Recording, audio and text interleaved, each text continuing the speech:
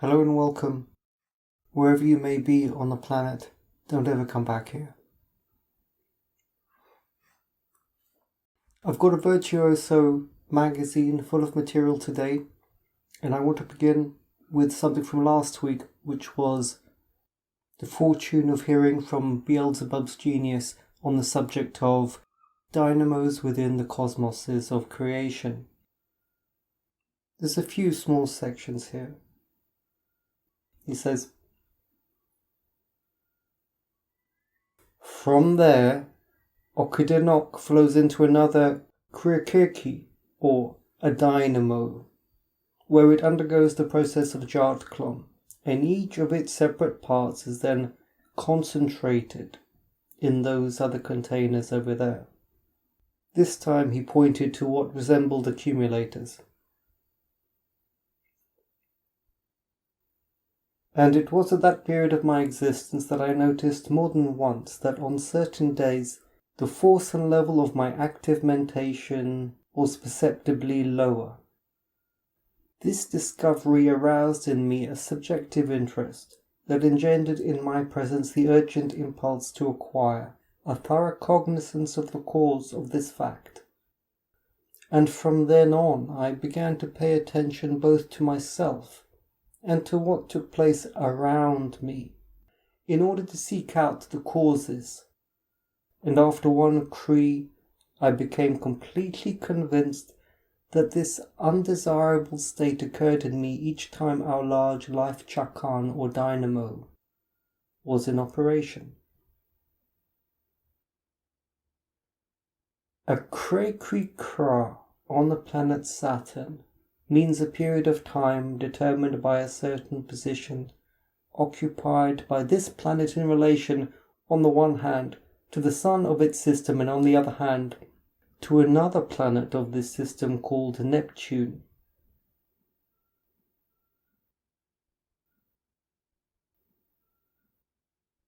Let's first have a look at the magnetic dynamo of the sun.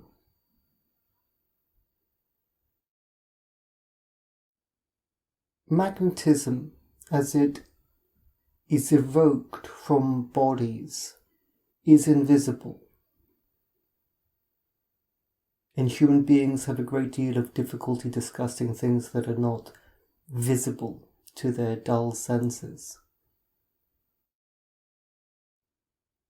It was interesting also how Beelzebub mentioned how dynamos are separating elements into their parts and concentrating those parts, something like a centrifuge. There's something about this circulating movement and the way there's an emanation coming off of that being that is quite organic. It is a sense of life, of beings, that is organic, that is flowing and is moving. But the way the three brain beings on the planet Earth talk about things, they always talk about points. It's this or that, it's black and white. They never talk about the growing life of things, about change being a process of growing and combining, of meeting, like rivers meeting. They don't talk about that these days anymore. They always talk about fixed points. That is loss of culture right there. Let's have a look at some pictures of the planets. In the first one, the diameters are to scale.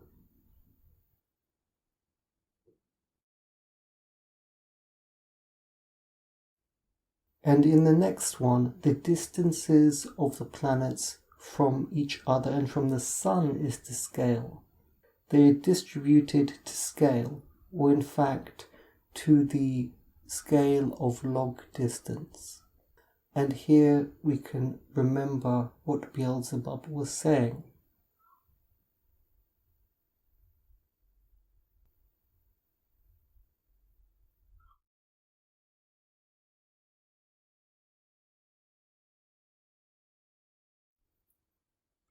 I've got two different passages that talk about yes and no. The first from Gurdjieff.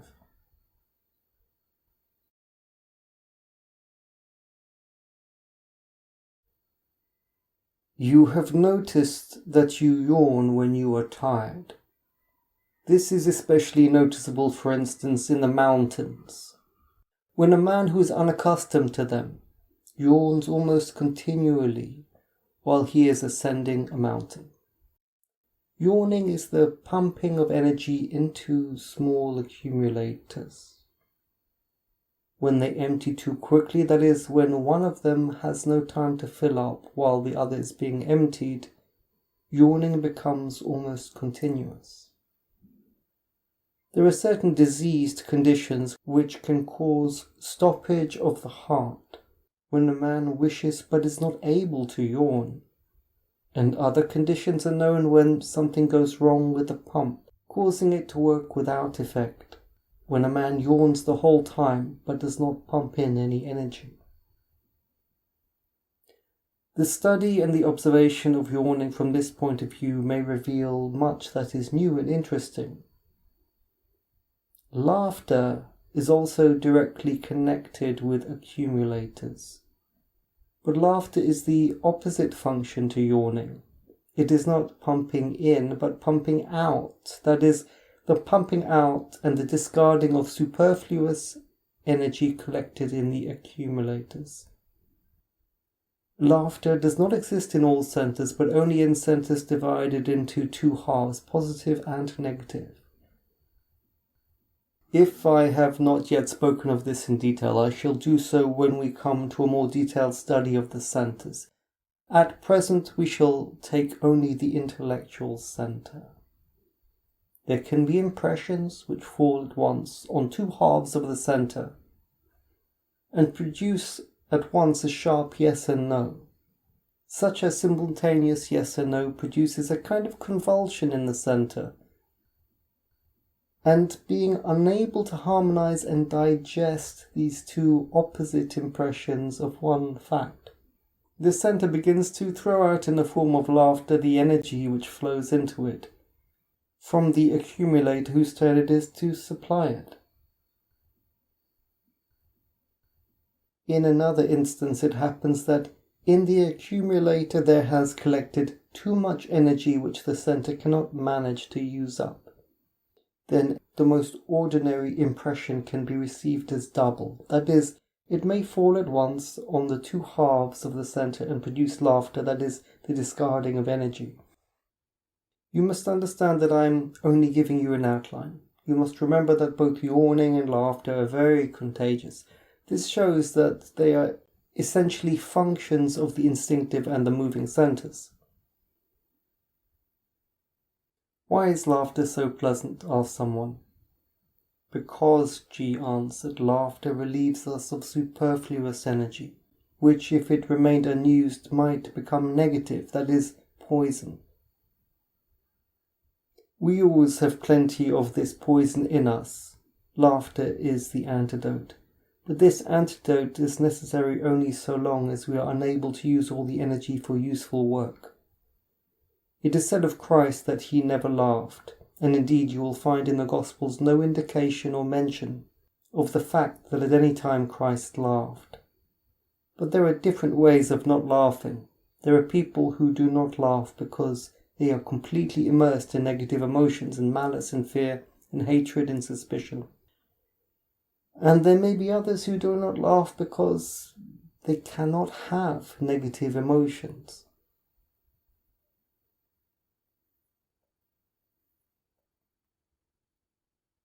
Well, I remember Jesus getting quite angry when he threw down the tables of the money changers in the temple. But it's hard to imagine that anybody could live on this planet and not be furious all the time.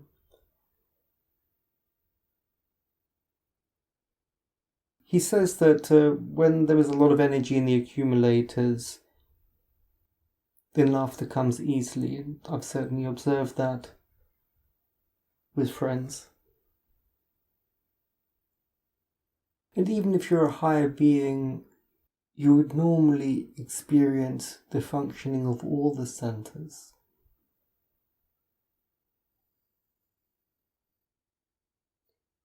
He says that the contagiousness of yawning and laughing shows that they are essentially functions of the instinctive and moving centers.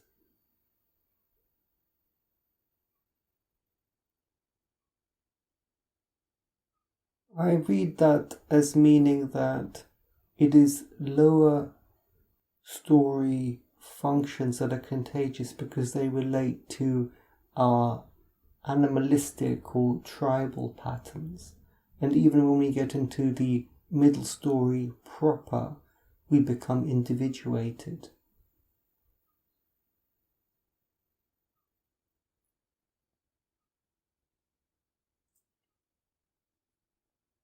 In the second passage, again you have heard that it was said to them of old, Thou shalt not forswear thyself, but thou shalt perform thy oaths to the Lord. But I say to you, not to swear at all, neither by heaven, for it is the throne of God, nor by the earth, for it is his footstool, nor by Jerusalem, for it is the city of the great King. Not to swear at all. It is not forbid to swear in truth, justice, and judgment, to the honour of God, or our own, or neighbour's just defence, but only to swear rashly or profanely, in common discourse and without necessity. Neither shalt thou swear by thy head, because thou canst not make one hair white or black. But let your speech be yea, yea, no, no. And that which is over and above thee is of evil.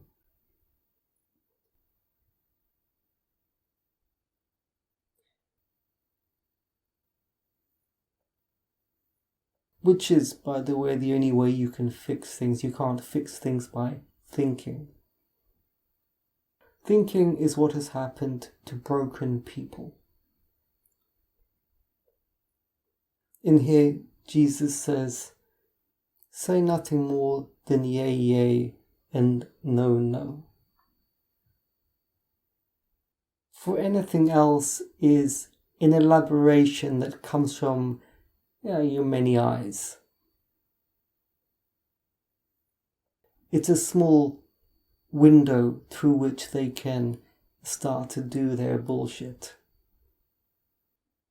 And once they start, nobody can stop them.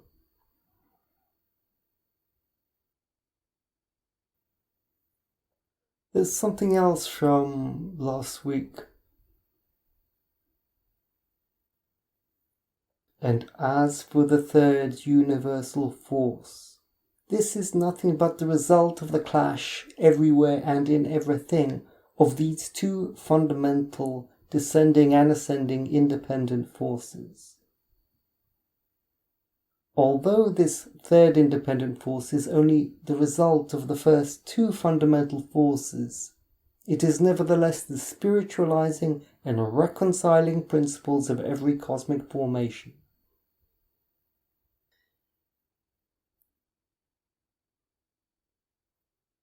The struggle, you see, produces knowledge. The knowledge comes directly from the struggle. You struggle to the left, you learn about the left. You struggle to the right, you learn about the right. You struggle up, down, forwards, backwards, fast and slow. That produces knowledge, and that is the only way to get knowledge.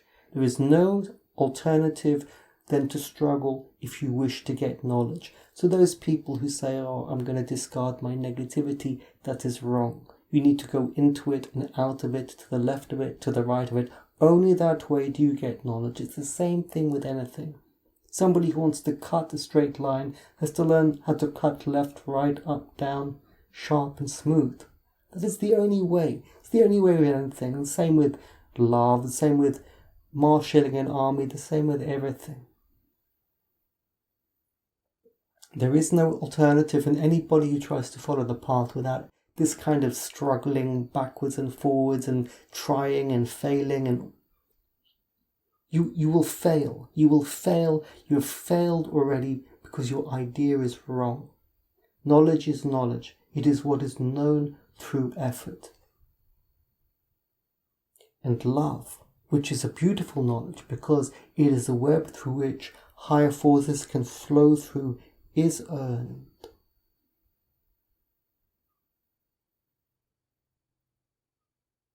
The man and woman struggle together, and it binds them within what they have created instinctively,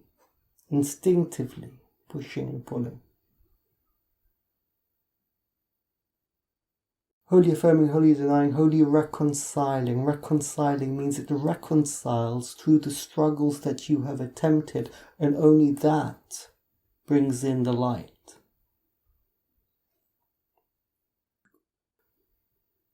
And because the only solution is to struggle yourself, you must struggle yourself. What is teaching? What can teaching teach you? Well, it can give you a correct mental representation. It can encourage you to struggle in your own line, but struggle nonetheless. And there is, of course, a flow that you're sharing. Something of your own material flows out into the student. That is teaching.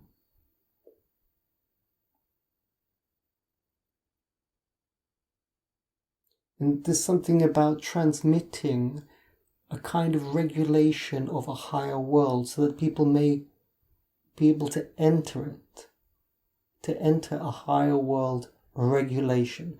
The higher world is not a point or a plane. It is a regulation, a different rhythm of life that exists through higher materials.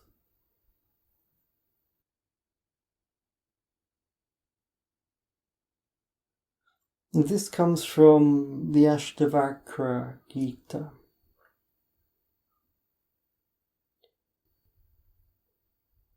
The mirage of universe appears in me, as silver appears in mother of pearl, as a snake appears in a rope, as water appears on a desert horizon.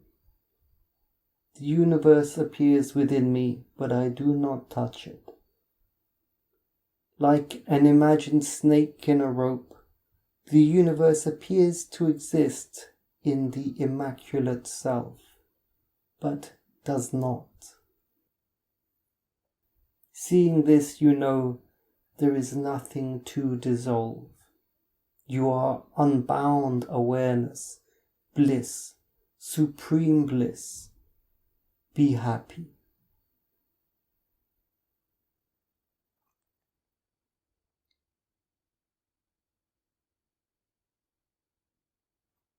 It's very beautiful. But this comes from the Hindu people, who are highly devotional.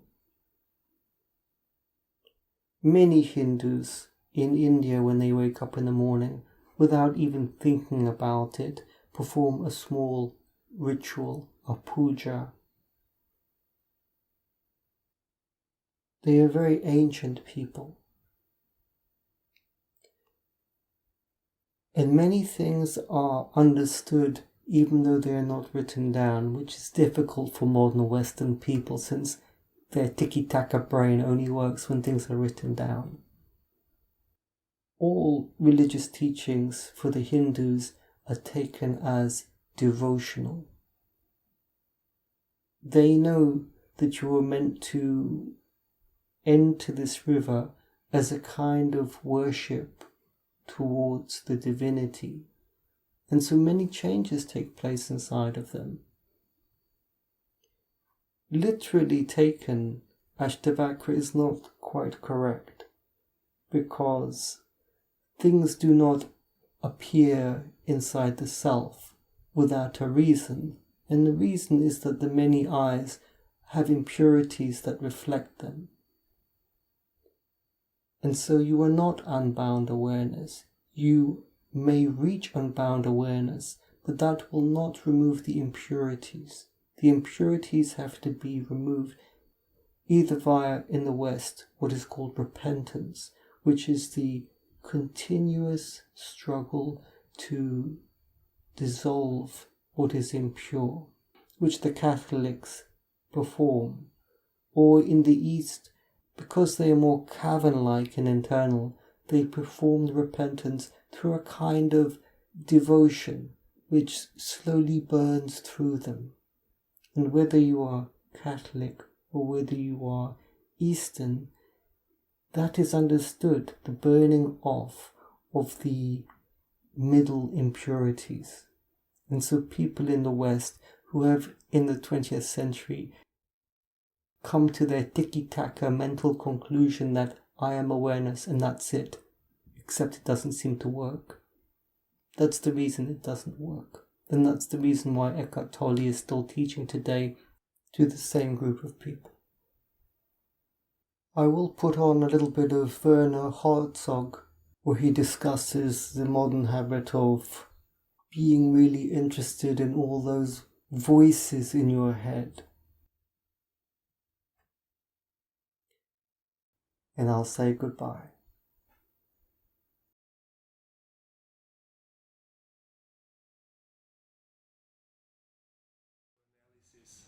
And I believe that explaining every dark little corner that we have in our soul is a very unhealthy and a very stupid and a very dangerous thing. We should not do that. Why? Because when you inhabit a house and you illuminate every last corner of the house with strong lights, the house becomes uninhabitable. And human beings illuminated to the very last corner of their darkest soul become inhuman and uninhabitable.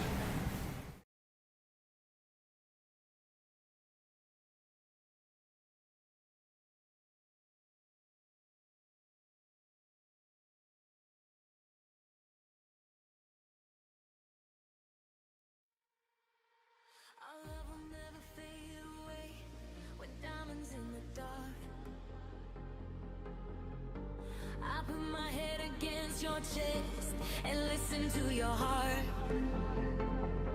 'cause you are my home, no matter where I go, never alone, 'cause somehow I always know. Even through the flames, even through the ashes in the sky, baby, when we dream as one. Every time I breathe, it's the song that keeps this love alive. I know that when we dream as one.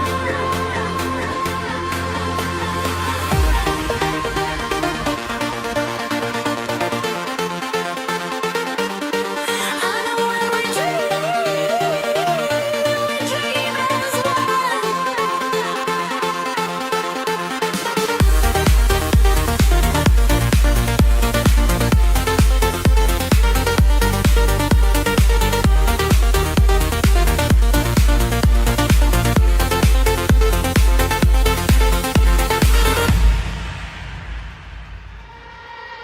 So beautiful.